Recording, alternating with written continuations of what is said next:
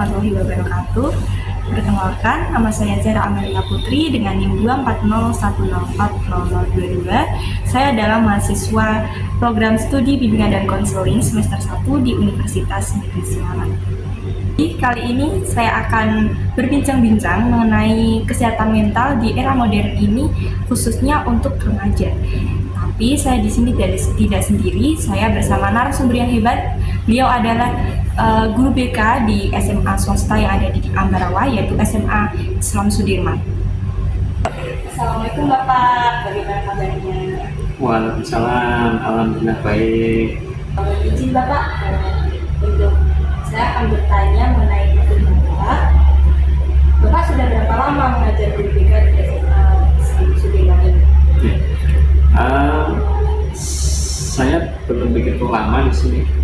Mulai tahun 2019 saya masuk di sini di ajaran baru. Kemudian sebelumnya kami pernah mengajar juga di SMK Negeri 2 Salatiga. Di sana kurang lebih 8 tahun sama menjadi guru BK. Dan kami mencoba untuk berrelasi dengan teman-teman yang ada di luar di salah satu SMA ini yang sekarang saya tempat saya bekerja, dan saya bergabung di sini.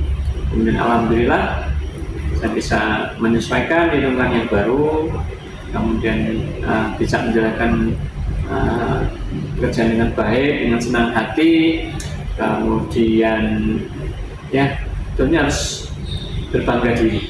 Apa itu artinya berbangga diri? Dekat dengan anak. Yang memang usia remaja yang saat ini memang banyak sekali keunikan. Ya. Baik Bapak, jadi di kesempatan kali ini saya akan mengajak Bapak untuk berbincang-bincang mengenai kesehatan mental di era modern ini, khususnya untuk remaja. Baik, menurut Bapak, seorang bisa dikatakan mentalnya sehat itu jika seorang itu seperti apa? Baik, usia remaja gitu ya. Anak remaja dikatakan usianya kesehatan mental baik atau secara psikologisnya baik, dia bisa mengelola kehidupannya sendiri, ya, tidak tergantung dengan orang lain. Kemudian bisa membedakan mana yang baik, mana yang buruk, mana yang harus dilakukan, mana yang harus ditinggalkan, gitu ya. Nah, itu secara psikologis dia sudah bisa membedakan, gitu ya. Nah, itu boleh dibilang kesehatan mental itu sudah mulai baik, gitu ya. Bukan 100% baik, tapi remaja dikatakan sehat mental itu ya jadi bisa membedakan mana yang baik, mana yang buruk, mana yang sudah mana yang ditinggalkan, kemudian bisa berrelasi dengan orang lain dengan baik dan sebagainya. Okay. Baik, nah di era modern ini kan sangat identik dengan media sosial, khususnya remaja kan banyak sekali mereka menggunakan media sosial. Nah, jadi menurut Bapak sejauh mana media sosial ini berpengaruh terhadap kesehatan mental? Iya, kalau kita melihat perkembangan dunia teknologi memang luar biasa, perkembangan pesat ya, dan itu tidak bisa kita lepas karena di zaman modern sekarang atau katakan ada istilah generasi Z gitu ya. Nah, itu memang di usia remaja itu sedang dalam proses itu. Nah, dalam proses mereka melakukan itu, mempelajari itu di tahapnya itu saat ini yang sering kita tahu, kita lihat sebagainya. Nah, yang menjadi pertanyaan kita, mau dibawa yang seperti apa gitu, kemudian mau menjadi yang seperti apa dengan perkembangan teknologi yang sekarang kan gitu. Karena kan kalau kita lihat bagus, kenapa tidak lagi katakanlah usia remaja itu harus katakanlah meminta bantuan orang lain, harus datang ke tempatnya, mungkin cukup hanya via media sosial itu tersampaikan pesan itu. Nah, hanya saja yang menjadi keprihatinan kita itu adalah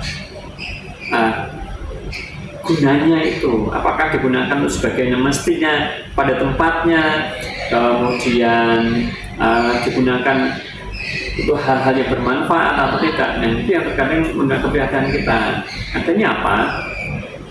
Artinya bahwa dengan perkembangan teknologi yang sekarang super cepat seperti itu, kalau tidak diimbangi dengan bagaimana psikologis kita untuk bisa menangkap hal yang baik, menangkap hal yang buruk, nah itu kan otomatis usia remaja itu kan terbawa arus. Kalau memang sudah terjun ke arus yang buruk, nah ini yang menjadi keprihatinan kita. Karena apa ya? Karena itu media sosialnya tidak bisa menggunakan baik, tidak membedakan mana ini arah yang baik atau tidak. Kalau remaja itu sudah tahu teknologi di zamannya ini, kemudian dikelola dengan baik, digunakan dengan baik, kemudian manfaatnya seperti ini, maka dia akan terarah di situ. Nah, hal yang positif itu membuat dia berkembang dan sebagainya. Nah, karena apa? Dengan teknologi membuat remaja itu kan tahu dunia luar. Nah, bagaimana sih pengelolaannya seperti itu? Ya. Baik, selanjutnya menurut Bapak, bagaimana cara mengenali tanda-tanda stres atau kelelahan mental sebelum terlalu? Ya, kalau kita lihat, ya, ini terutama saya bicara di anak-anak remaja yang pada saat berada di lingkungan sekolah, ya, terutama di SMA KB, itu kan ada kecenderungan anak ini secara fisiknya sudah begitu semangat gitu. Karena kan cenderungnya dari perkembangan teknologi kemudian tidak dimanfaatkan dengan baik, akan berpengaruh dengan apa? Dengan fisik tadi. Ya, mungkin cepat lelah, kemudian kurangnya konsentrasi, kemudian cenderungnya ini terlihat lemas, ngantuk gitu ya. Ya karena tadi dia ada harusnya ada batas-batasan penggunaan katakanlah gadget tadi ya, salah satunya HP, kemudian katakanlah bagaimana pengelolaan penggunaan HP-nya, itu harus ada batas-batasannya. Karena apa? Kalau tidak ada batasannya, pasti akan berpengaruh dengan tadi. Kalau orang dikatakan stres, karena apa? Ya sudah ini tadi kelelahan dulu. Nah, kemudian gangguan secara fisik tadi apa?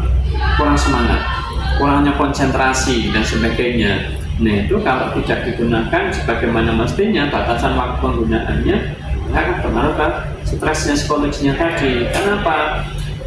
Jadi apa yang dipikirkan itu melakukan aktivitas dengan media sosial kemudian tidak sesuai dengan apa yang kita harapkan, kemudian dipikirkan, nah akhirnya kan dipikirkan terus bertambah, belum lagi mikir yang lain, akan terus dipikirkan. Jadilah namanya stres. Kenapa? Ya karena tidak bisa mengelola diri sendiri, ya tidak bisa mengelola psikologis, tidak bisa mengelola emosionalnya, hatinya, pikirannya. Nah itu semua jadi satu, nah, gitu. Ya, jadi ya Anda harus bisa tadi pembatasan penggunaan media sosialnya, penggunaan gadgetnya, seperti itu. Baik, lalu bagaimana ini Bapak kebiasaan sehari-hari yang dapat diterapkan untuk meningkatkan kesejahteraan mental kita? Ya, baik. Kita sendiri dulu ya, sebelum kita ke yang lain gitu ya. Ya, masing-masing kematangan emosional orang kan berbeda. Ya, kalau dikatakan sudah matang secara emosional, apapun yang terjadi, gitu ya, tahan banting. Itu tahan banting.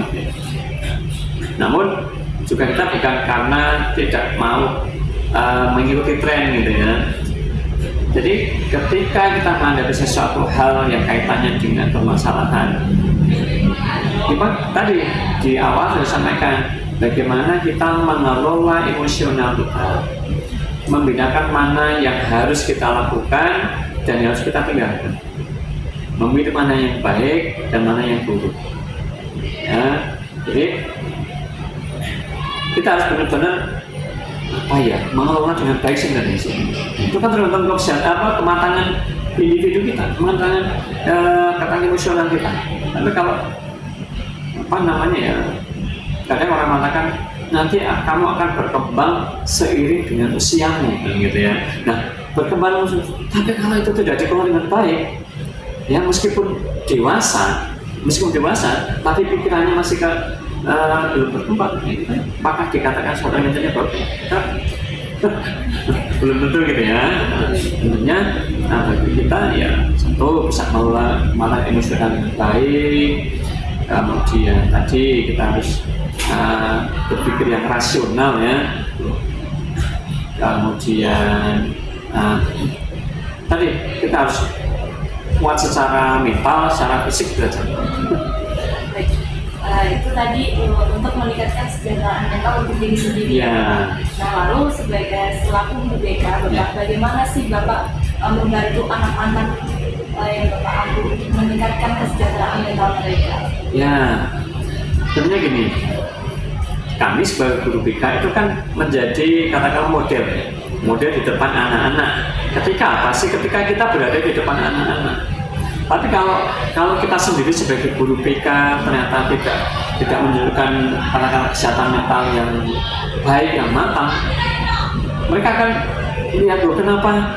Nah, kok seperti ini kan? Kalau kita berada di depan anak-anak, satria semangat, kemudian penuh optimis, maka anak-anak akan cenderungnya biasanya mengikuti, gitu ya.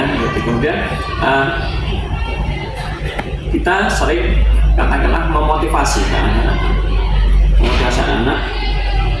secara langsung. Akhirnya apa? Kita langsung ketemu dengan anak yang bersangkutan. Kemudian kita menyapa dengan anak, kita ngobrol dan sebagainya. Ini akan membuat anak-anak merasa diakui di situ. Kemudian dari obrolan itu kita akan menangkap, anak ini ternyata secara fisiknya baik, kemudian secara psikologis pikirannya, ini kok nggak nyaman, nggak tenang kan gitu. Nah, itu yang kita tahu kalau kita melakukan pendekatan yang baik dengan anak-anak gitu. Tapi kalau kita hanya sebatas melihat saja dari jauh sebagainya, ya kita nggak akan tahu anak ini sudah melakukan apa perkembangan secara kesehatan baik enggak gitu ya. Jadi kita perlu namanya pendekatan, kemudian pendampingan. Nah, itu kan seharusnya berkala. Apa berkala? Nanti hari ini ketemu dengan anak betul, besok akan lihat perkembangan. Kita ikuti terus. Nah, sehingga apa? Kalau kita di depan memberikan contoh yang baik, maka anak akan melihat dengan baik.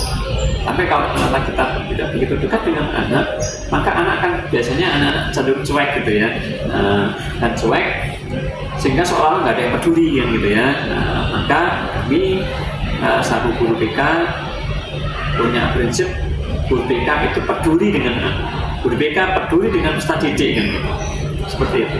Baik, jadi kesehatan mental ini sangat penting sekali ya Bapak untuk individu. Lalu bagaimana kita bisa mengajarkan generasi muda bahwa pentingnya menjaga kesehatan mental seperti ini? Iya, saya katakan sangat penting. Artinya apa? Artinya bahwa dengan perkembangan teknologi itu ya harus benar-benar kita manfaatkan betul.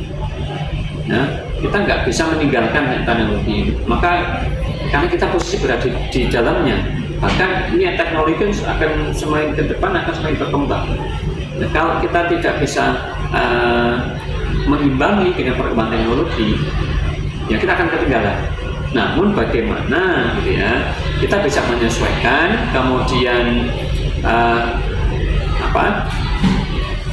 manfaatkan dengan baik, kemudian kita pergunakan sesuai pada tempatnya.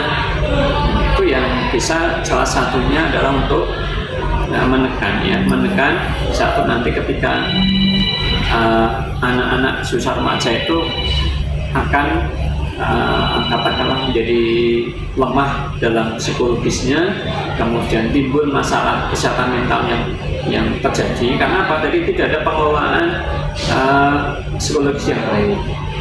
Ya, kemudian contoh misalkan, ketika anak seusia remaja ini mengalami masalah, dia tidak pernah cenderung untuk berrelasi dengan orang lain. Karena kenapa?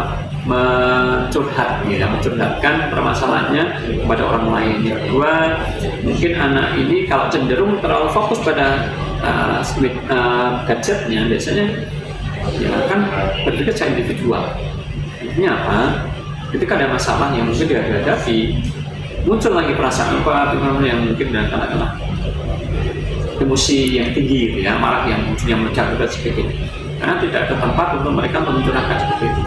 Yang kedua, biasanya gangguannya apa sih? Gangguan tentang secara fisik, yaitu kebanyakan gadget, maka gangguan secara fisik katakanlah penglihatan mengaruh ke sana, kemudian pola tidurnya, dan terlihat seolah-olah ini tidak ada semangat sama sekali ketika remaja ini berada di tempat belajarnya.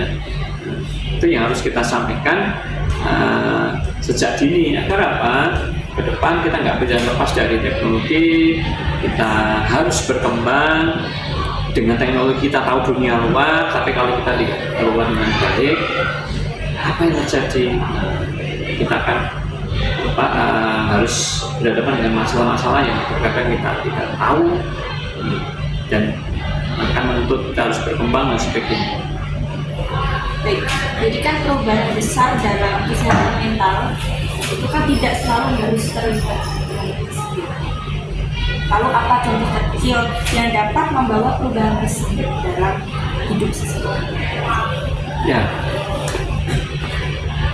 kalau hal yang kecil ya, perubahan yang besar gitu ya, tentunya kita harus berpikir positif. Artinya apa? Ya, ketika kita menghadapi sesuatu gitu ya, menghadapi sesuatu yang terkadang membutuhkan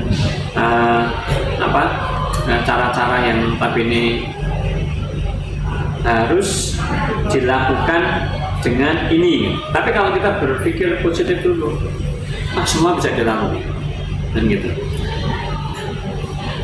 Ketika anak remaja itu mendapat tugas yang notabene, awalnya saya bisa gitu ya, tapi kenyataannya perjalanan tidak bisa. Nah, ini yang harus kita harus sampaikan ke anak. Nah, rubah pola pikir seperti itu. Mungkin sekarang bukan zamannya. Dulu ketika dikasih tugas, langsung kita kerjakan dengan semangat. Tapi kalau sekarang berbeda. Setiap dikasih tugas, nanti gampang. Nah, kenyataannya lupa gitu ya, lupa akan tugas apa yang diberikan tadi. Ya. Jadi hal-hal yang kecil itu menjadi besar. Karena kalau kita satu optimis dulu, yang kedua yakin apa yang kita lakukan itu di suatu saat nanti ya itu akan membawa hal-hal yang positif bagi kita. Misalkan kita mau, gitu ya. Ya. Lalu apakah ada tips dari Bapak?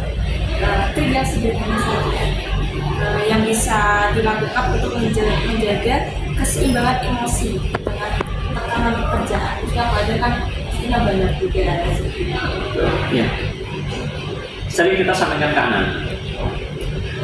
Salah satunya adalah ini adalah masa depan. Ya. Apa yang kamu sekarang jalani ini adalah masa depan. Konsisten apa yang sedang kita lakukan saat ini. Ya. Kalau kita tidak konsisten, ya, atau katakanlah hanya menggugurkan kewajiban yang penting berangkat sekolah, sampai sekolahan, tidak ada masalah. Ini namanya ya, akan seperti itu terus, ya, berputar pada tempatnya. Tapi kalau kita konsisten belajarnya, kemudian kita yakin bahwa apa yang kita lakukan di suatu saat nanti kita akan bisa menikmati hasilnya.